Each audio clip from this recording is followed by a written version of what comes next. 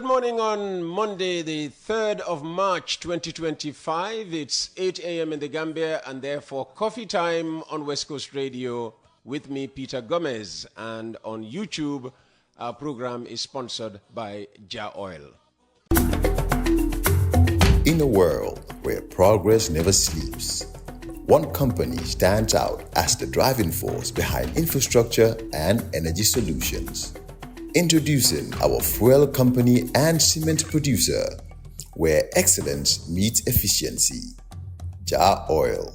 The company have 30 filling stations across the country that are all operating, which includes the recently completed Yarambamba and Old Yundum filling stations. And our rates are relatively cheaper than anyone else across the country. Along the years, Jar Oil introduces importation and distribution of cement in their line of business to diversify and strengthen their operations. Are you a cement retailer?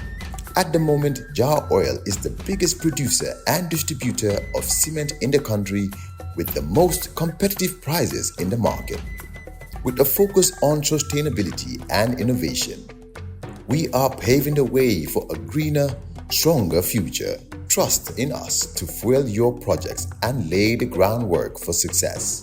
We currently produce over 25,200,000 bags per year. As the largest cement producer in the country, Jar Oil also targets to export cement to the neighboring countries like Guinea-Bissau, Guinea-Conakry, and others. Join us on our journey to shape a world where every drop of fuel and every bag of cement makes a difference. Together, we can build a brighter tomorrow. Thanks for starting your week here with us. Now, you'll remember GamREMTI from last Monday's program, the Gambia Research Ethics and Methodology Training Initiative. My first set of guests is from the organization, and like the panel before them, the speakers are here to further educate us on research ethics, what they are, why they are important, and how they are applied in scientific research. But more importantly, they want to talk about a workshop they've been planning for some time.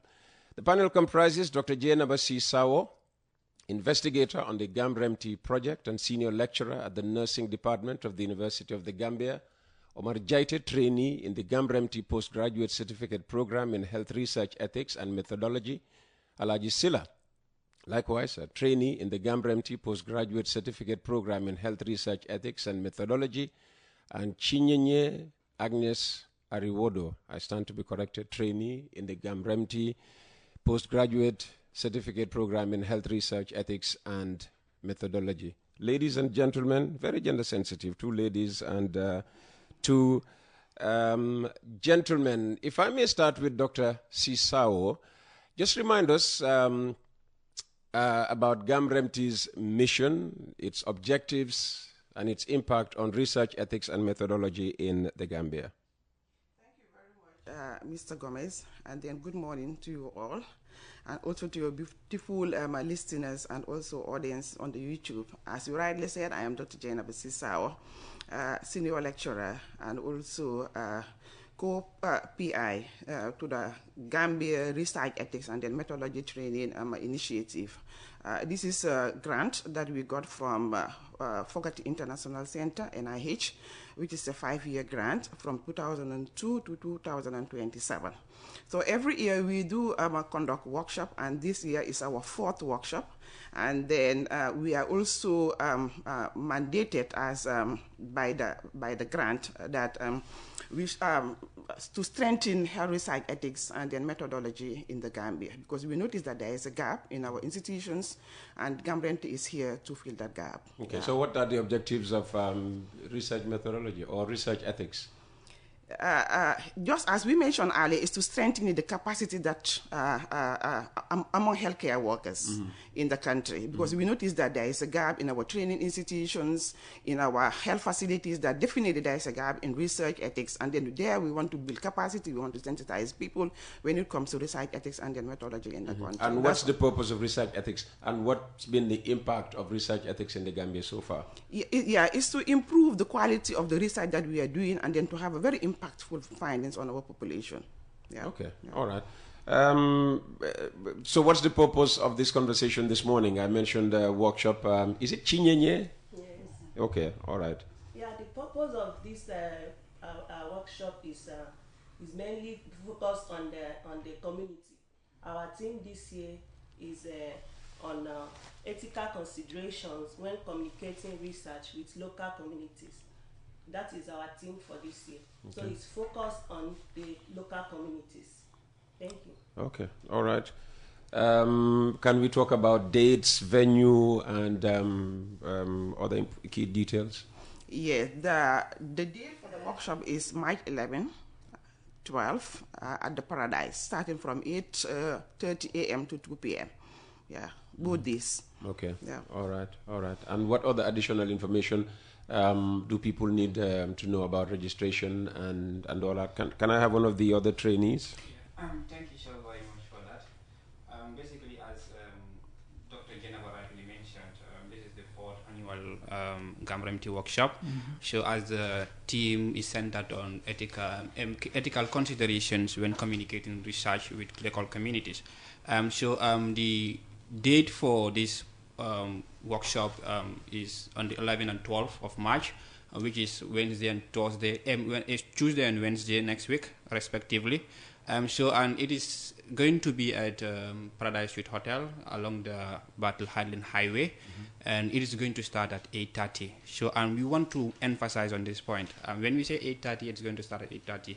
I'm looking at the consideration that we are in the situation currently. It is Ramadan, and we don't want to keep people waiting for a long period of time.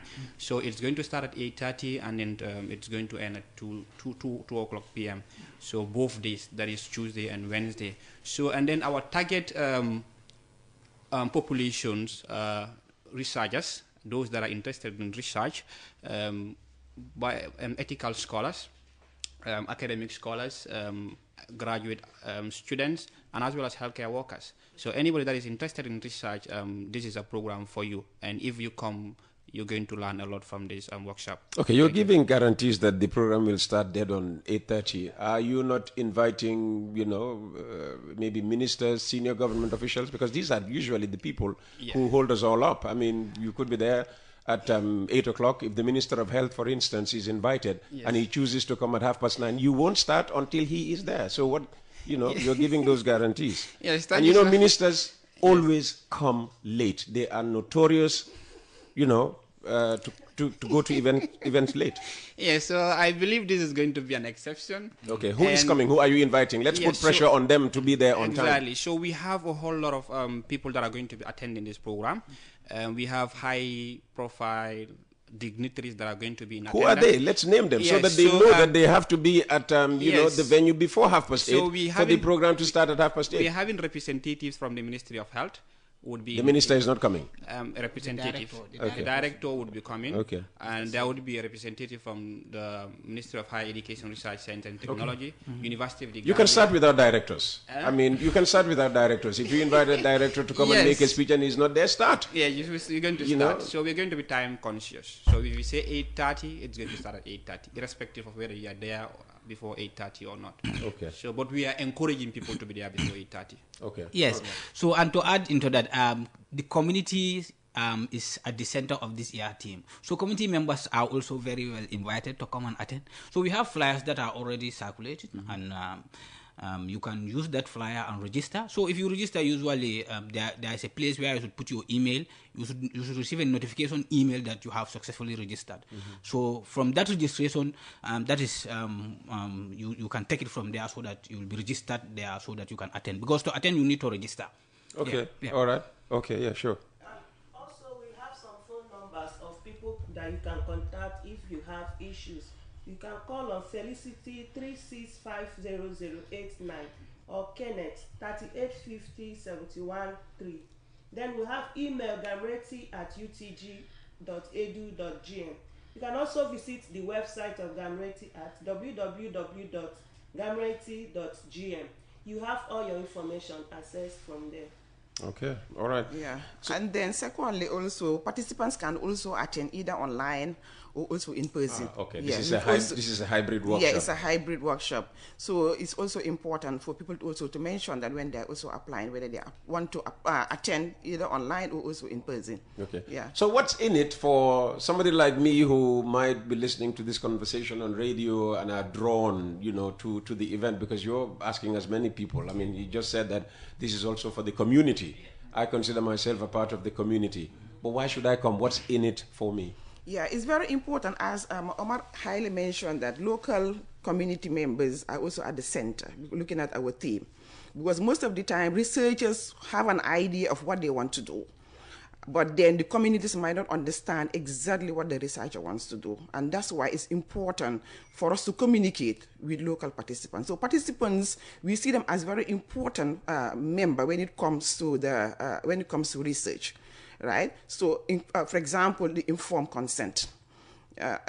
Conflict of interest. So they are at the center of research, and therefore they are part and parcel of the workshop, they are part and parcel of research, and they also need to know what is going on in their communities, and also as members within the team, because they are volunteering their information to participate in the research, so therefore they have a high stake in whatever we are doing. So they are very important. All right. If you were to answer the same question, differently, how would you answer? If somebody said to you, why do I need to come to this workshop? It's for experts anyway. Yes, it's for experts. Researchers. When you hear researchers, you ask yourself, well, yes, if I go, among these people, can I measure up? Yes. So like Dr. Rightly said, researchers, they know what they want. So the community also, they should be aware of what how they should go about it to give their information. They have the right to keep their information, and they are giving out this information to researchers. So they should make sure that there are privacies, because they are also in a community, so they have to have that safeguard. They have to have that safeguard. So that duty is with both the researcher and the participant also have that, to make sure that the information he relay, where the information should go and where the information should not go, the researcher also need to know that. So with this training, the community members will be more aware of any information that they give to the as a researcher, to a researcher, where this information should go. They have those right to ask where this information should go and where it should not go. Those things are all very important for the community members. Okay. Yeah. Okay, to add to that, on a very layman's language, I would just say that they will understand their rights as participants in engaging in any research. Okay. So you will not be a novice when researchers come to you and ask you some certain information. If you attend this workshop, you will understand your right in that information and how your information should be protected during the research. Okay. So it is a major thing to understand. Okay, rights is a very interesting. You're going to say something. Yeah, just an example I want to give. For instance, if an expert comes to a community where you are residing, wants to conduct a research, somebody that you very well know is a renowned somebody, you just tend to give your information anyhow. You feel like, this one, I know this one, and then because we tend to trust people, health personnel, exactly. Freely. Yes. So, but we want to make sure that research is done by following the scientific integrity and rigor, because it is very important. So somebody giving you information, you should make sure you be the safeguard of that information. You understand? Sometimes, you give information, then there is no data protection. At the end of the day, you see it over the social media or the platforms, which we are trying to put an end to. Yeah, Okay. To that, Yeah. Mr. Peter, Yeah.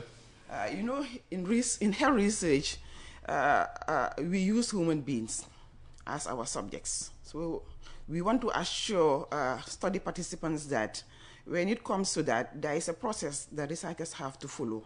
And that's by applying through our institutional review boards, or a research ethics committee, that are there to safeguard our community members, looking at their health welfare, and also at the same time their rights.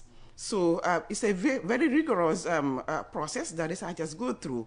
But then there should be rest assured that in most of our researches, I can say 90%, 95% of all the researches that have been conducted in the Gambia must go through this particular process, irrespective of the level. Even our students at the BSc level go through the process, but maybe the levels might be different. But then it's also very important for us to highlight that. And what are my rights, as a potential participant in a research activity related to health, I mean, what questions can I ask to just ensure that my rights are protected? Yeah, especially when it comes to the data or the information that we are generating from participants. Yes. How secure are they?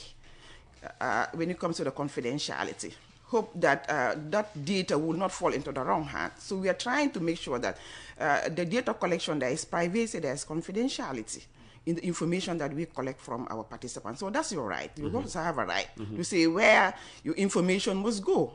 Right? For example, when we collect data, are we now transporting the data outside the country for analysis? Who will be responsible? How assured are we that the data is properly stored? And then who will now do the analysis and stuff like that? So it's important that participants also understand this very well and also give their consent to that. Chinya, you were going to say something? Yes, let me add to that. There is what we call do no harm or beneficence.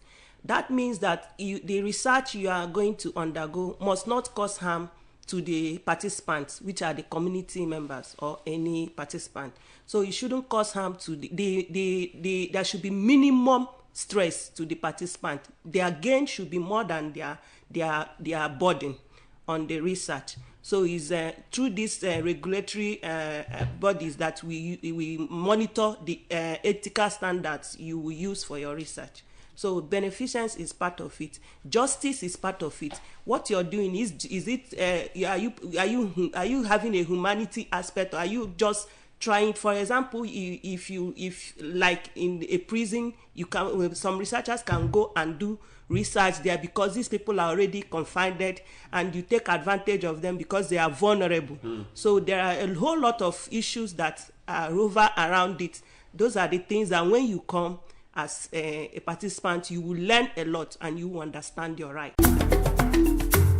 In a world where progress never sleeps, one company stands out as the driving force behind infrastructure and energy solutions. Introducing our fuel company and cement producer, where excellence meets efficiency. Jar Oil. The company have 30 filling stations across the country that are all operating, which includes the recently completed Yarambamba and Old Yundum filling stations. And our rates are relatively cheaper than anyone else across the country. Along the years, Jar Oil introduces importation and distribution of cement in their line of business to diversify and strengthen their operations. Are you a cement retailer? At the moment, Jar Oil is the biggest producer and distributor of cement in the country with the most competitive prices in the market.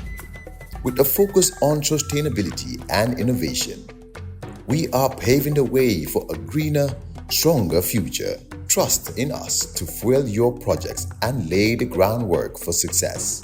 We currently produce over 25,200,000 bags per year. As the largest cement producer in the country, Jar Oil also targets to export cement to the neighboring countries like Guinea-Bissau, Guinea-Conakry, and others. Join us on our journey to shape a world where every drop of fuel and every bag of cement makes a difference. Together, we can build a brighter tomorrow. Okay, those who will have the opportunity to come will learn. But okay, let's just take you now. I mean, you've been approached to take part in a health research, and what questions, just to ascertain your right, will you ask? The first question. Let's say Dr. Sisawo came to you with a form to say, Chinye, take part in this research. What questions will you likely ask her? The first question you should ask, first they will give you the consent form. Yes. It's from the consent form that all the questions you have will appear, because they will tell you all that the research is going to be and what it will how the effect of it on your health. What are the samples that are picking from your body? Is it but there will be one or urine? two things not mentioned in that form. Okay. Questions are never exhausted because they are never exhausted. What is the implication? Okay. That's the first thing. Is it going to cause harm on me, or is it going to benefit me? What is that is the do no harm. Because if you harm the participant, then it means what you're doing is not yielding a good result. It's not ethical. And that is what we are talking about. But is the potential of harm inherent in every research, Dr. Sisawo? No. Okay. Yeah, no. And the explanation is that not all researchers, because you have some researchers that are clinical, you also have some researchers that are just observational. Yes, so it's also very important that participants also understand that. So. Okay. Yeah. All right. Yeah. Yeah. Continue from that. Yes. It is very important for participants to understand that, because for observational studies, you just come ask participants what they know about something. But for interventional, you might take blood samples, you might take samples from the participant, like clinical trials. That one need a more robust review by from the institutional review board. That need a more robust review, because now you are dealing with real humans, taking samples from them. So in fact, that one they do monitoring during the process. So that is quite the difference between what on observational and interventional research is. All right. Let's talk about challenges. I suppose every activity has its own challenges. What are some of the ethical challenges in ethical research, and how do you plan to overcome them? Yeah, the ethical challenges, just to mention few, such as the informed consent, just we mentioned earlier. Participants must understand what the purpose of the study is, what are the risks, and also what are the benefits, right, for them to participate in the study. It must be well understood by the participants in a language that they can understand. Because we know that most of our informed consent are written in English language. But then, for example, if you want Mr. Gomez to participate in the study and Mr. Gomez cannot speak English, then is it possible now to translate that particular information in the local language that he can understand? Or if no, what other mechanism are you going to put in place so that he or she understands? It's also very important. So the informed consent is also one of the key challenges when it comes to research. Another one is the confidentiality and also the privacy. We know how our health settings are.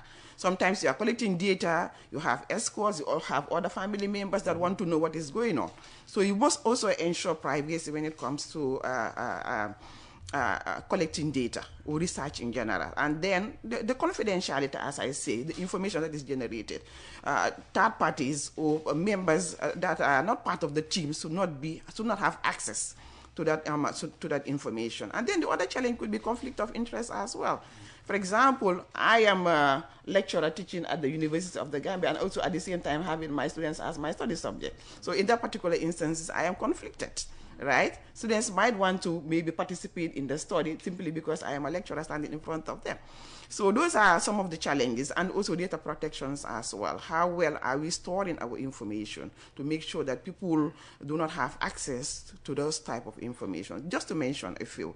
And that's why when you now look at our team, these are the ethical considerations that we need to consider when it comes to communicating research with our local communities. And then this is just the tip of the iceberg, and that's why we are calling up this particular workshop, so that people can come and then learn more when it comes to these ethical considerations. Last week I had a few questions for the panel that was here before you. Unfortunately, we couldn't take any question.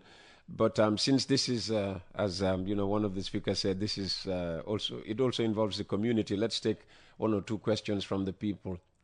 Good morning, Uncle Peter. Can you ask your honorable guests if it is mandatory to share research outcomes or research findings with research participants in relation to research ethics? Is it mandatory? Yes, it's mandatory because it's part of feedback. You must give feedback to the people because you collected data. When you last started, you informed them of what you want to do. You collected data. So it's ethically right to make sure that you give feedback to the community. It's very fair. Okay. Yeah. And is there a protocol to follow in giving this feedback?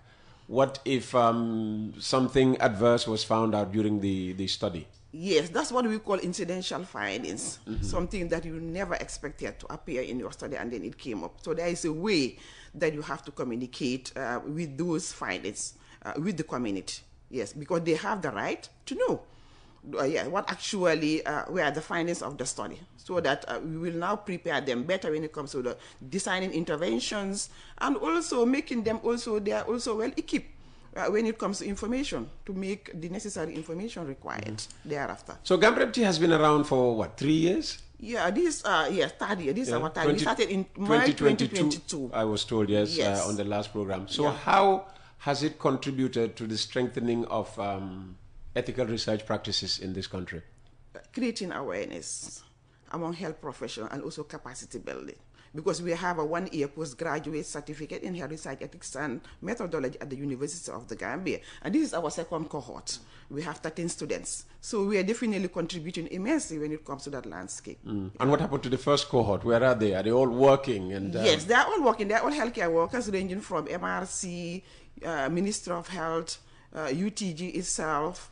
Yes, Gambia College. Those were our trainees for the first cohort, 7 students. This time we had 13 students. Okay. Yeah. And before GamREMTI, who was, overseeing, who was supervising ethical research in this country? Ethical research practices. Ethical research practices, basically, I can say the Minister of Health together with the MRC, because there is a committee that oversees that. That's when it comes to the protocol. But then there was no formal training, I can say, in country. This is the first of its kind in the country. And we definitely want to congratulate the PI, who is Professor Veronica Jaika, based in the US, for taking the lead and also having that very good vision, yes, to start this particular program in the country. So MRC was overseeing it, but were they doing it well? I mean, Yeah. or were there gaps? And how has REMTI, gone about, plugging those gaps? Well, I am not here to speak on behalf of MRC, but I know that there is a committee that was formed together with the Minister of Health to oversee or to review protocols. These are research proposals that be submitted by researchers to see how ethically sound this particular research are before they are given the approval to start such a study. And I also happen to be one of those members as well. Okay. And is ethical research only relative to the health sector? Do you have ethical Not research actually. for other, research work as well? Exactly. For example, in agriculture, because we are dealing with animals over there, isn't it so? Yes, so they should have. I'm not sure whether they have one, but there should be a research ethics committee over there. Yes. Okay. Yeah, and also in other related this thing, but then mainly on health, simply because we are dealing with human beings. Yeah. Okay. All right. Of course, we're building up to this workshop, so we'll have to keep reminding people. That's the purpose of this half-hour conversation. 7 minutes of which now remain. So maybe, Chine, if you can just again talk about the workshop, its importance, who can come, aided by the 2 trainees on the wings. Okay, the workshop is coming up on the 11th and the 12th of March. That is next week. It will start by 8:30 a.m. and you are expected to register online using the QR code which is in our flyers. If you are not having access to that, you can go to the website www.gamremti.gm, or you email to gamremti@utg.edu.gm, or you call these numbers: Felicity at 36500089, or Kenneth at 38500713. You will get access, you will get help for your registration when you do this. Okay. And just to add on to that, so when you have access to the QR code, or because our flyers are all over, or if you have access to the link, so immediately you click on the link and will take you direct to the application form. So what you need to do is there are just key data that you need to just enact or just insert there, then before you submit. So it will not even take you 5 minutes of your time to complete the application process. So it's just your name, your address, your active email address that you're using, the reason for your participation, why do you want to attend the workshop, it's also important, and do you want to attend it online or on site? We want to be there present. And also, do you want to also be enrolled into the GamREMTI certificate program? Is also there. So when you're done with that, you just click the submission icon. Then if you submit, then you instantly receive a notification from the GamREMTI team. So if you have any concern, as he said, rightly said, we have our program manager, and also we have our communications officer, which you can directly contact them. Okay. In this day and age, we talk a lot about diversity, but what about people who haven't been to school, who cannot go online and register? And interestingly, most of these research activities involve people, in the rural areas who have not been to school. So are they being left out? If they want to, are you encouraging them to participate? How might they register for this event? Yeah, it's a very important question, Mr. Peter, because as we mentioned earlier, that we are inviting local communities. So in the event that they want to attend and then they're having challenges, that's why we are communicating our project manager's telephone number, and also Mr. Kenneth Mane, who is our communication officer for support.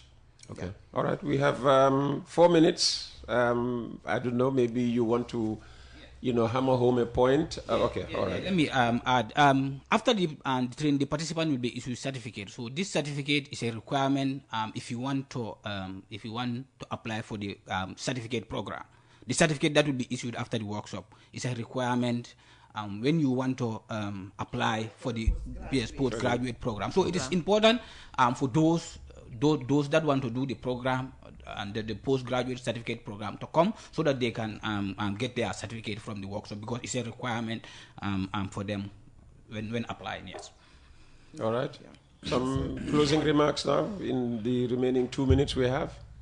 Yeah. Dr. Sisawo. We want to encourage everyone interested in health research ethics and then methodology to apply. Just as Omar said again, attending this workshop is one of the criteria for the 1-year postgraduate certificate in health research ethics and then methodology. So therefore, anyone that is interested can kindly apply, and then later you can apply to the program, which is also funded by the project. Yeah. Okay. Chinye, some final words? For me, from my side, is just continuously encouraging everyone to be part of it, especially the rural community leaders and their members. Let them come out and then learn, build your knowledge, so that when researchers come around, you will understand better your right towards research. Thank you. And Alaji and Omar? Yes, thank you. And what I will just say is just a repetition, and also to encourage people to come as attendees, because it is something that would yield a positive impact on their lives and livelihoods. So we encourage everybody to come. As I speak now, we have a lot of people that are applying. A lot of people are applying at this moment, and then we still encourage people to apply as many as they can. Thank you. Well, that's very good news. Yeah, so for me, I think this is an opportunity for health researchers to have that sitting with experts from the region, because we are inviting experts from University of Ghana. We have a professor coming, and we, as this Dr. Veronica Njai and Silverman, these are all experts in health research ethics. So it's important for these health workers, for the researchers, for the ethics committee members across the country to come, so that they can have that opportunity of interface with these professionals. So thank you so much. Thank you, ladies and gentlemen. Dr. Jainaba Sisawo, thank you very much for coming. Chinyenye Agnes Irawado. No, I'm going to insist. Call yourself out. Let me compare it to what I just... Okay, my name is Dr. Chineye Agnes Ariwodo. Chineye. Yes. She also happens to be a senior lecturer at the University of the Gambia under the TAC, right? Yes. The Nigerian TAC. Nigerian TAC. And also happens to be a trainee in the program as well. Yes. Thank you. The person who gave me information did not tell me you were a doctor, so I've been violating your academic gains, throughout this morning. I apologize. So 2 doctors and 2 trainees, Alaji Silla and Omar Jaite, thank you so very much for coming. Coffee time with Peter.